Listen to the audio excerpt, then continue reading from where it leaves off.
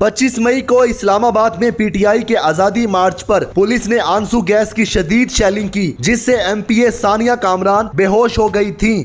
मार्च को फ्रंट से लीड करने वाली सानिया कामरान को कैसे रेस्क्यू किया गया? सीधा ऊपर से हम देख रहे हैं कि हजारों की तादाद में शेल्स जो है ना वो आसमान से हमारी तरफ गिर रहे हैं। इन्होंने जहां पे हमारा पार्टी का परचम देखा उन पे तशद्दुद शुरू कर दिया। उर्दू पॉइंट की वीडियोस देखने के लिए हमारा चैनल सब्सक्राइब कीजिए और बेल के आइकन पर क्लिक कीजिए ताकि आप हमारी तमाम आने वाली वीडियो से बाखबर रह सकें। मैम ये बताइएगा कि आप लोग कब निकले थे आज़ादी मार्च के लिए और सारे रास्ते बंद थे, कौन से रास्ते से गए, इस्लामाबाद कैसे पहुँचे, कितने अरसे में पहुँचे? देखें ये जो है ना मेरे ख्याल से 4 दिन का सफ़र था जी। और 2 दिन तो यहाँ पे पुलिस ने 23 और 24 को पहले से पकड़ धकड़ शुरू कर दी थी और पुलिस ने मुख्तलिफ़ रहनुमाओं के घरों में जो है ना छापे मारने शुरू कर दिए थे, उनको अरेस्ट करने की कोशिश करी। हमारी तकरीबन तमाम एमपीएस के घर पे पुलिस गई, चादर और चारदीवारी का तकद्दुस पामाल किया गया, हमारे घर वालों को जो है तशद्दुद का निशाना बनाया गया, अरेस्ट कर भी किया गया काफ़ी रिश्तेदारों को। लेकिन बात वहाँ ख़त्म नहीं होती है। अगर आप चाहते हैं कि हम प्रोटेस्ट नहीं करें तो आप बैठ के हमारी कायदीन के साथ कोई एग्रीमेंट करते, आप आ जाए ना टॉकिंग टर्म्स पे। इमरान खान तो बिलीव ही करता है डायलॉग के ऊपर, वो तो मानता ही नहीं है कि तशद्दुद के ज़रिए कोई चीज़ सॉल्व हो सकती है। तो खान साहब तो कभी भी जो है ना ये तशद्दुद की जो सियासत है, लाशों की जो सियासत है, जो खूनी इनकलाब पे बिलीव नहीं करते, वो पीसफुल प्रोटेस्ट पे बिलीव करते हैं। लेकिन ये हमारी ज़िंदगी का बदतरीन दिन था 25 मई 2022, जिसमें हमने देखा कि नून लीग जिसकी अपनी नायब सदर एक औरत है मरियम नवाज़, उनके होते हुए जो ख़वातीन के साथ बदसलूकी लाहौर में हमने देखी, डॉक्टर यास्मीन के साथ आपने देखा जिस तरीके से इन्होंने श्री मज़ारी को अरेस्ट किया और गायब कर दिया, हमारी एमपीएस के घरों पे छापे मारे, इन्होंने जहां पे हमारा पार्टी का परचम देखा उन पे तशद्दुद शुरू कर दिया। जब हमने देखा कि हालात इतने ख़राब हो गए हैं और अब जो है क्राउड को लेके जाना मुश्किल है, लेकिन हम लीडरशिप पहुंच सकती है, तो हम तो एटलीस्ट पहुंचें। हमें देख के लोग हिम्मत मारेंगे और हल्के से और आम आवाम जो है वो भी पहुंच जाएगी। लेकिन जब हम निकले मुझे कॉल आई कि जी आप इस्लामाबाद पहुंच जाएं। मैं इस्लामाबाद के लिए निकली हूँ, कोई रास्ता नहीं मिला। हम बत्ती चौक पे गए, कोई रास्ता नहीं मिला। घूमते घुमाते कच्ची गलियों से छोटी जगहों से हम लोग पहुँचे बाबू साबू टूल प्लाज़ा, वो भी इन्होंने बिल्कुल बंद कर दिया और वहाँ पे भी लड़ाई झगड़ा हो रहा था, तशद्दुद हो रहा था। जब मैं वहाँ पहुँची हूँ तो वहाँ से मैंने देखा कि कोई हालात नहीं है कि आप मोटरवे पे चढ़ सकें और आप वहाँ पहुँच सकें। आपको यकीन नहीं आएगा कि हम लोग चक्री तक पहुँचे, कच्चे रास्ते से मोटरवे से उतर के। मैं टैक्स पेयर हूँ, मेरा हक है कि मैं मोटरवे इस्तेमाल कर सकूँ, मैं टूल प्लाजे का टूल टैक्स देती हूँ, मैं मोटरवे यूज़ नहीं कर सकी उस दिन। हम कच्चे रास्ते से चक्री पहुँचे, वहाँ से फिर हम रावलपिंडी की तरफ गए, रावलपिंडी से फिर हम वो आर्मी की जो बेस है वहाँ से हम लोग मेट्रो तक पहुँच के तो फिर हम लोग दाखिल हुए इस्लामाबाद के अंदर। और बड़ी मुश्किल से जो आखिरी कंटेनर था, आपको यकीन नहीं आएगा कि मैंने उसको फलांग के क्रॉस किया और मैंने ड्राइवर को कहा गाड़ी कहीं से लेते आना।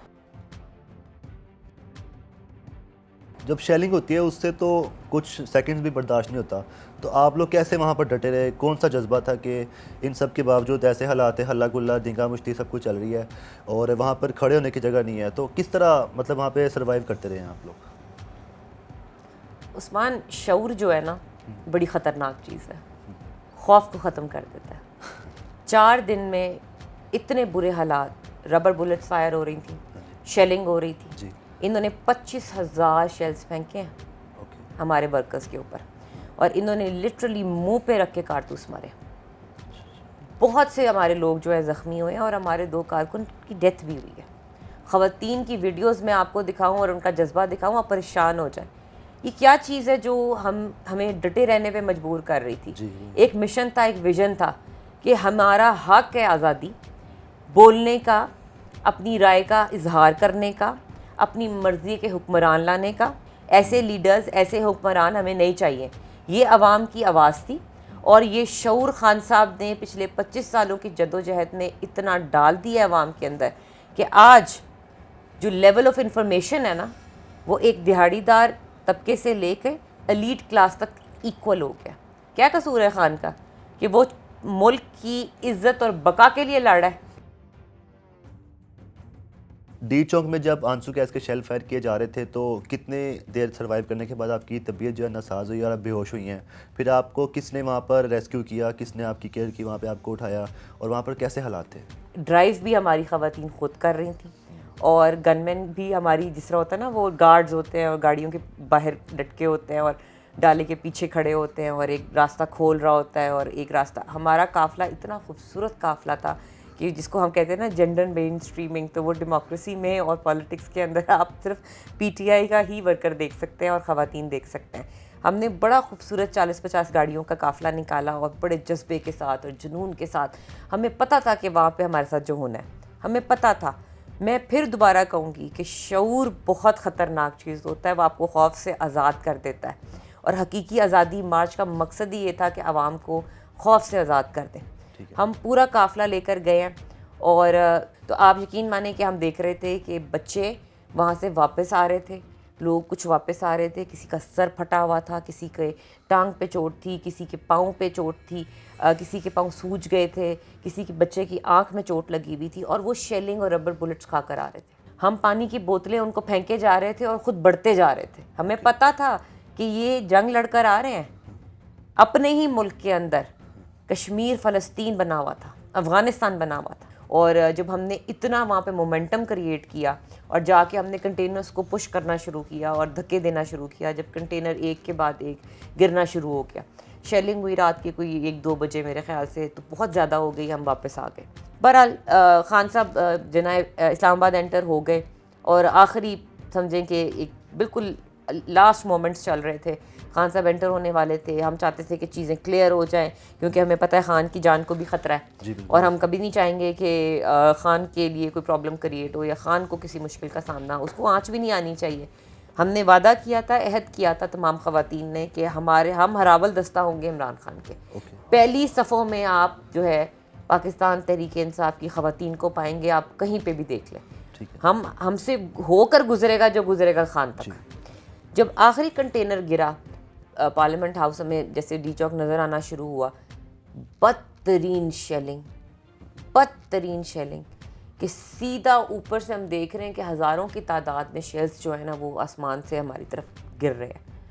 और पहले तो हम साबित कदम रहे, खड़े रहे गाड़ी के ऊपर ही, लेकिन जब गिरे वो और उसके बाद टक टक टक जैसे आवाज़ आती है ना, जैसे ज़ोर से गाड़ियों के ऊपर वो लगे, किसी के सर पे, किसी के शोल्डर पे, किसी के सीधे आके पेट में लगे, तो हम लोगों ने छलांग मारी जब, तो बहुत सारी हमें चोटें लगीं। गाड़ी से हम नीचे उतरे, हमने गाड़ी में बैठे तो महसूस हुआ कि गाड़ी में बाहर से ज़्यादा धुआं है, शायद कुछ शेल गाड़ी के अंदर आ गया था या कुछ, तो हमने वहाँ से भागने की कोशिश की। उस्मान विदिन सेकेंड्स 4-5 सेकेंड्स का पड़ा होगा कि हमने कोई मुश्किल से 20-25 कदम हम ले सके। हम निकले हैं तो वो ज़ाहिर है क्राउड बहुत था, हम सब सेपरेट हो गए, अलग अलग हो गए।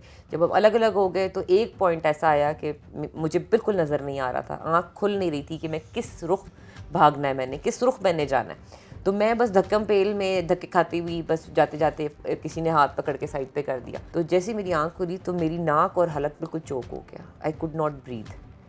मेरी आंखें खुली थी और मैं बिल्कुल जैसे बैठी हुई थी, मैं ऐसे पीछे गिर गई। लेकिन उसके बाद मैंने पाकिस्तान और पाकिस्तानी अवाम का जो जज्बा, जुनून और जो हिम्मत, एक आम पाकिस्तानी का जो एहसास है ना इंसानियत का, मैंने उस वक्त वो देखा। मैं हैरान हूँ, मैं उनकी शुक्रगुजार हूँ। मैं शायद दोबारा उन लोगों से ना मिल पाऊँ जिन्होंने मुझे उस वक्त संभाला, लेकिन मैं उनको सल्यूट करती हूँ। मैं उनकी शुक्रगुजार सारी ज़िंदगी रहूँगी कि उन्होंने मुझे एहसास दिया है कि जिस अवाम के लिए मैं जंग कर रही हूँ, मैं अपनी फैमिली को छोड़ के सड़कों पर निकली हुई हूँ, वो अवाम डिज़र्व करती है खान को, वो अवाम डिज़र्व करती है कि हमारे जैसे लोग उनके लिए स्ट्रगल करें। मैंने उस वक्त जो जज्बा देखा ना अवाम का, कि अपनी जान ख़तरे में डाल के लोग मेरी जान बचा रहे थे। मैं सारी ज़िंदगी भी इस मुल्क की, इस कौम की खिदमत करूं और इसके लिए जान भी दे दूँ ना, तो मेरे ख़्याल से वो कम होगा। जद्दोजहद हमारी जारी रहेगी, पहले भी जारी थी, लेकिन इन्होंने अपना सही मकरूह चेहरा जो है ना इस हुकूमत ने अपना दिखा दिया है। उसके बाद जब मैं वापस आ रही थी तो उस्मान देखने वाला मंजर था कि सुबह सुबह हमारे यूथ, ISF, विमेन विंग की ख़वातीन वहाँ पे झाड़ू लगा रही थी, बोतलें उठा रही थी, कूड़ा साफ़ कर रहे थे, सही। जो दरख्तों पे इन लोगों ने खुद आग लगा दी थी उसको बुझा रहे थे, और वो अपने ही शहर को और घरों के सामने से कचरा उठा रहे थे। और हमें एहसास हुआ कि खान कैसे इस्लामोफोबिया की जो आवाज़ उठाता है, पूरी इंटरनेशनल लेवल पे अपने मुल्क का नाम रोशन करना चाहता है और बताना चाहता है कि पाकिस्तान एक जो कौम है वो एक अजीम कौम है और हम लोग डेमोक्रेटिक लोग हैं, हम लोग डेमोक्रेसी पे बिलीव करते हैं, हम डिक्टेटरशिप को नहीं मानते। और ये फासिस्ट जो गवर्नमेंट है इसकी इसको तो जब से ये आए हैं कोई एक अच्छा काम इन्होंने किया हो। लोड शेडिंग हो गई, महंगाई हो गई, जितना रिलीफ मेरे ख्याल से खान साहब की गवर्नमेंट कोविड के बावजूद, इंटरनेशनल महंगाई के बावजूद, इनके गलत प्रोपोगंडे के बावजूद हम जो रिलीफ आवाम को देकर गए हैं, इन्होंने वो सारा कुछ आवाम से छीन लिया। ये कहते हैं हम क्या कहते हैं खाद्य आला कि मैं अपने कपड़े बेच के भी आटा फराहम करूँगा। अरे भाई, तुम अपने मेफेयर के फ्लैट बेचो और आवाम आपका पैसा वापस ले आओ, तुम्हारी मेहरबानी, और हमें तुमसे कुछ नहीं चाहिए, बहुत भला हो जाएगा आवाम का। मैं कहती हूँ कि हमने कोई तैयारी नहीं करनी। रना सनाउल्लाह, तुम अपनी तैयारी रखो। ये बता दें कि कितने साल हो गए आपको पीटीआई का हिस्सा, और इस दौरान आपके घर की कितनी सपोर्ट है, आपके हस्बैंड की, फैमिली की कितनी सपोर्ट है, और फैमिली को टाइम कितना दे पाती हैं, पार्टी को भी देती हैं? देखिए, मैंने पार्टी ज्वाइन की थी 2010 में। उससे पहले मैं वॉलंटरी काम करती थी शौकत खानम के लिए और नमल के लिए, IKF के लिए, और वो वॉलंटरी था कि डोनेशंस कलेक्शन कर लेना, ये वो चीज़ है। वो आपको पता है स्टूडेंट लाइफ में, तब मैं मास्टर्स कर रही थी तो उन दिनों मैं अटैच थी। फैमिली की सपोर्ट कितनी है? शादी मेरी जल्दी हो गई थी, O लेवल्स के बाद ही हो गई थी, तो 7 बच्चे भी थे और फैमिली भी थी और सारा। तो शुरू में तो बड़ा कन्विंस करना मुश्किल होता है कि क्योंकि कहा जाता था कि सियासत गटर है, ये बड़ी बुरी चीज़ है और इसमें नहीं जाना चाहिए। ख़वातीन को, घरेलू ख़वातीन, मैरिड लेडीज़ को तो बिल्कुल नहीं जाना चाहिए। और मतलब अगर हमारे अनफॉर्चुनेटली पाकिस्तान में ये है कि अगर औरत ने सियासत करनी है तो उसका बाप, भाई, बेटा, हस्बैंड, इन चारों में से कोई सियासत के अंदर हो तो ख़वातीन आगे आती हैं, क्योंकि उनको बैकअप होती है मर्दों की और उनका एक नाम होता है, एक लेबल होता है। कोई खातून अपने बल पे नहीं आ सकती, तो मैं अपने बल पर आई हूँ। मेरे हस्बैंड ने मुझे बहुत सपोर्ट किया, मेरे बच्चों ने मुझे बहुत सपोर्ट किया।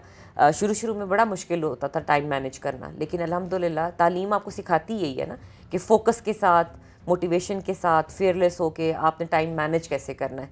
आप यकीन माने, हम होमवर्क करके जाते हैं जब हमने किसी धरने जलसे पे जाना हो, तो किचन में खाना बना के रख के, बच्चों को बता के, उनके एग्ज़ाम्स की तैयारी करवा के, आपको डबल ड्यूटी देनी पड़ती है। ये नहीं होता कि जी अब हम धरने से वापस आए हैं तो जी मुझे कोई डिस्टर्ब ना करे, मैं सोने लगी हूँ, घर आके बच्चे संभालने होते हैं। फैमिली की अपनी जगह है, जाहिर है फैमिली प्रायोरिटी है। 12-14 साल हो गए हैं, लेकिन मेरे ख्याल से ये शुरुआत है, इट्स बिगिनिंग। और अभी तो मैंने वार्म अप भी नहीं किया सियासत ने, और अल्हम्दुलिल्लाह पार्टी ने MPA भी बनाया है। I am parliamentary secretary for women development also. और जेंडर मेन स्ट्रीमिंग की हम जब बात करते हैं तो ख़वातीन का रोल देख के मैं कहती हूँ salute to all the ladies. जो फुटेजेस हमारे पास आ रहे हैं, जो लोगों की इमेजेस हमारे पास आ रहे हैं, मतलब इन्होंने 661 अरेस्ट किए हैं हमारे वर्कर्स को एक दिन के अंदर, 25 तारीख को। और कहाँ रखेंगे, कितने लोग अरेस्ट करेंगे? मैं कहती हूँ 6 दिन बाद हमने फिर निकलना है। आ जाएं घर, करें अरेस्ट हमें, हम तैयार हैं। हम बिल्कुल खौफज़दा नहीं है, इनसे तो हम बिल्कुल ही नहीं डरते, ये इस काबिल ही नहीं है। हाँ, खौफ हमें तब आएगा जब हम मुल्क के लिए कुछ नहीं करेंगे।